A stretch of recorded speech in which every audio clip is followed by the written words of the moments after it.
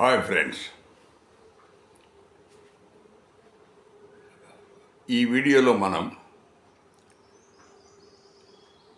కాశ్మీర్ లోయ, అందులో PoK Pak occupied Kashmir, దాన్ని వాళ్ళు అజార్ కాశ్మీర్ అని కూడా అంటారు. సో ఆ పీఓకే గురించి దానికి ఒక పెద్ద చరిత్ర ఉంది. మన చాలామంది ఆ చరిత్ర ఎక్కడా దాని గురించి డిస్కషన్ లేదు.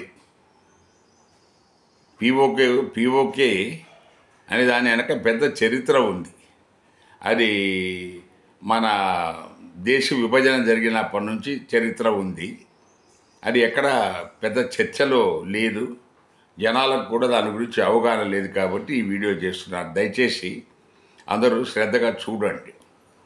సో అందరికీ తెలుసు, 1947 ఆగస్టు 15న బ్రిటిష్ వాళ్ళు దేశానికి స్వాతంత్రం ఇచ్చి, అదే టైంలో ఇండియా, పాకిస్తాన్ ఈ దేశాన్ని 2 ముక్కలుగా విభజించారు.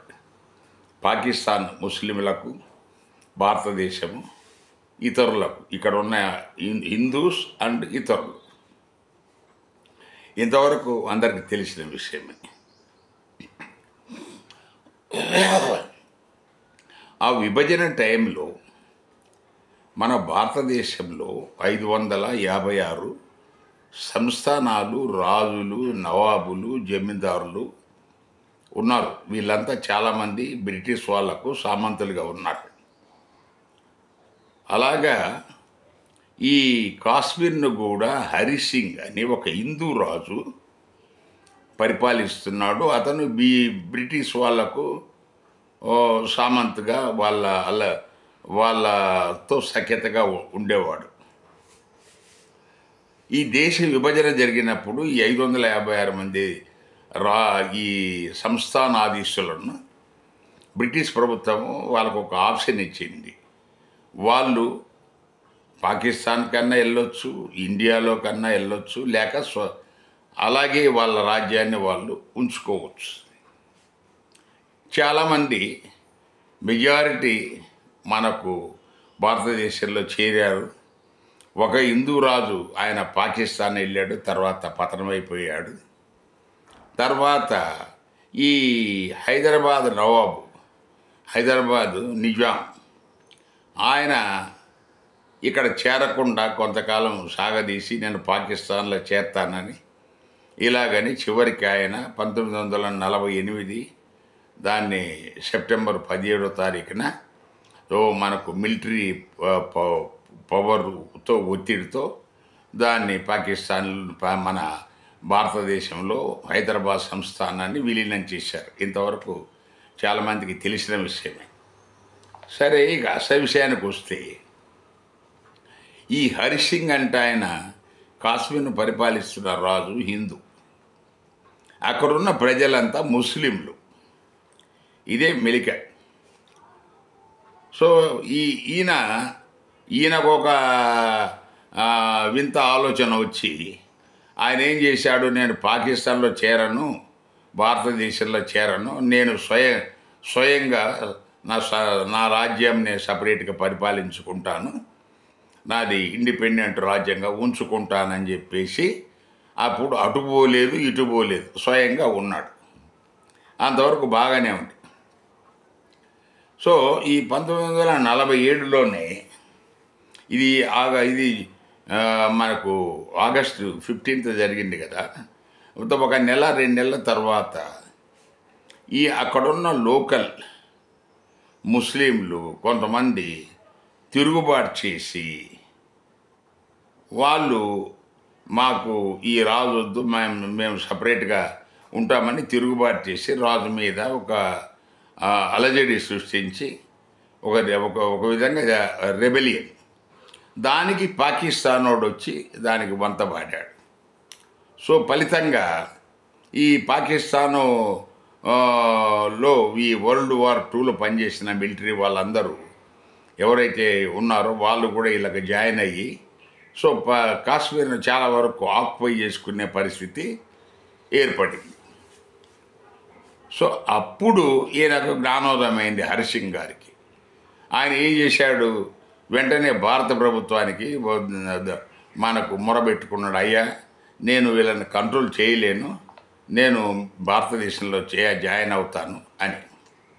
సో ఈ విధంగా ఈ హరిసింగ్ గారు మనకు 1947లోనే ఈ ఈ పూంచ్ రెబెలియన్ అంటారు దాన్ని, ఏదైతే ఈ తిరుగుబాటు జరిగిందో అది జరిగిన తర్వాత ఈ మనకు అక్టోబర్ 1947లో ఈ పాకిస్తాన్ వీళ్ళంతా కలిసి ఆ పూంచ్ రెబెలియన్ని ఇంకా ముందుకు తీసుకొచ్చి పెద్ద ఎత్తున చేశారు.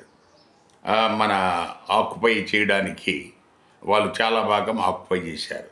సో అక్టోబర్ 26వ తారీఖున 1947లో హరిసింగ్ గారు అభ్యర్థన మేరకు భారత ప్రభుత్వం రంగంలోకి దిగింది. రంగంలోకి దిగి ఎవరైతే ఈ పూంచ్ రీజన్లో రెబెలియన్ లేవనెత్తి చాలా వరకు మన జమ్మూ అండ్ కాశ్మీర్ ప్రాంతాన్ని ఆక్యుపై చేసుకున్నారు పాకిస్తాను అండ్ ఈ రెబెలియన్స్ కలిసి, వాళ్ళని చాలా వరకు తరిమి కొట్టేసి సో 60% భూభాగాన్ని తిరిగి భారతదేశం స్వాధీనం చేసుకుంది. సో 30% మనకు ఈ పాకిస్తాన్ ఆధ్వర్యంలోనూ ఉండిపోయింది. ఈ ముజఫరాబాద్ తర్వాత బారాముల్లా ఇవన్నీ వాళ్ళ కంట్రోల్లోకి వెళ్ళిపోయాయి.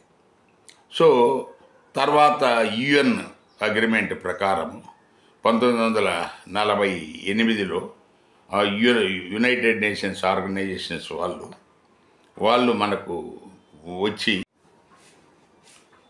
ఈ కాశ్మీర్ రాజు హరిసింగ్ అభ్యర్థన మేరకు 1947 అక్టోబర్ 26వ తారీఖున భారత ప్రభుత్వం మనకు యాక్సెషన్ ఒప్పందం చేసుకొని కాశ్మీర్ రాజుతో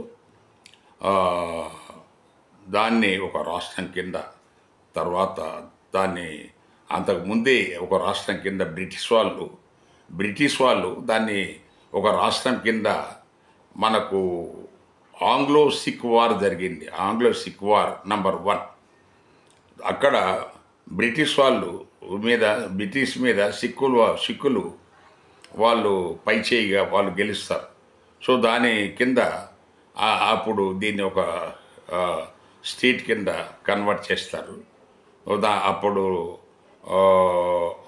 అప్పటి నుంచి స్టేట్ కింద ఉన్నట్టే మనకు ఆ స్టేట్లోనే ఈ హరిసింగ్ గారు రాజుగా ఉంటున్నారు. ఇక్కడ ఎప్పుడైతే 1947 అక్టోబర్ 26న భారత ప్రభుత్వాన్ని ఈయన అభ్యర్థించిన తర్వాత భారత ప్రభుత్వం ఇమీడియట్గా రెస్పాండ్ అయ్యి మనకు రంగంలోకి దిగి ఈ పూంచ్ ఏరియా, బారాముల్లా, మనకు ఈ గిలాట్ ఈ ప్రాంతాల వరకు మనకు 60% కాశ్మీర్ను విముక్తి కలిగించారు భారత సైనికులు. ఈ తర్వాత ఇక ముందుకు వెళ్ళడానికి ఇవంతా ప్రయత్నాలు జరుగుతున్నప్పుడు యునైటెడ్ నేషన్స్ ఆర్గనైజేషన్ రంగంలోకి దించి 1949 జనవరి 1వ తారీఖున మనకు ఈ భారతదేశము పాకిస్తాన్ యథాతథమైన స్థితిలో ఎక్కడున్నారో అక్కడే. సో ఆ రకంగా 60% కాశ్మీర్ భారతదేశంలో ఉంది, 30% పాకిస్తాన్లో ఉంది, ఒక 10% చైనా వాడికి ఇవ్వటం జరిగింది పాకిస్తాన్. అది కాకుండా ఈ మధ్యనే రీసెంట్గా ఒక 5,500 స్క్వేర్ కిలోమీటర్స్ కూడా పాకిస్తాన్ భూభాగంలో నుంచి చైనాకి ఇవ్వటం జరిగింది. ఇది ఒక ఎత్తు అయితే 1962లో మనకు పాకిస్తాన్ ఇండియా చైనా యుద్ధం జరిగినప్పుడు సో ఆ టైంలోనే 37,000 స్క్వేర్ కిలోమీటర్ల భూభాగాన్ని ఆకాశాయి ఇవన్నీ ఆ ప్రాంతమంతా ఇతను చైనా వాడు ఆక్యుపై చేసుకోవటం జరిగింది. సో అది కూడా అతని దగ్గర ఉంది. సో ఫలితంగా ఈ వీడియోలో చెప్పదలుచుకున్నది ఏంటంటే ఈ పాకిస్తాను ఆక్రమిత కాశ్మీర్ను లిబరేట్ చేయాలంటే ఇందులో చైనా కూడా ఇన్వాల్వ్ అయి ఉంది. సో అందువల్ల దీన్ని బలాబలాలు ఎత్తులు చూసుకొని ప్రభుత్వము సైనిక శక్తి పాటవాలను బేరీజ్ వేసుకొని మనకు అటెంప్ట్ చేస్తే తప్ప అంత ఈజీగా సాధ్యం కాకపోవచ్చు. కానీ పట్టుదల ఉంటే ఏదైనా సాధ్యమే. మన సైనికుల శక్తి మీద మనం తక్కువ అంచనా వేయడానికి లేదు. బంగ్లాదేశ్ను లిబరేషన్ టైంలో ఈ అమెరికా వాడు భయపెట్టాడు 7th ఫ్లీట్ వస్తుందని. 7th ఫ్లీటు వాడు రావడానికి 24 గంటల ముందే 93,000 మంది సైనికులతో సో బంగ్లాదేశ్ను లొంగ తీసుకున్న ఘనత కూడా భారతదేశానికి ఉంది. అందువల్ల మనము తక్కువగా అంచనా వేయడానికి లేదు. But it is a war. అది డెసిసివ్ వార్ జరిగితేనే ఈ లిబరేషన్ సాధ్యమవుతుంది. సో ఇది దాని సంక్షిప్తంగా ఈ పాక్ ఆక్రమిత కాశ్మీర్ చరిత్ర.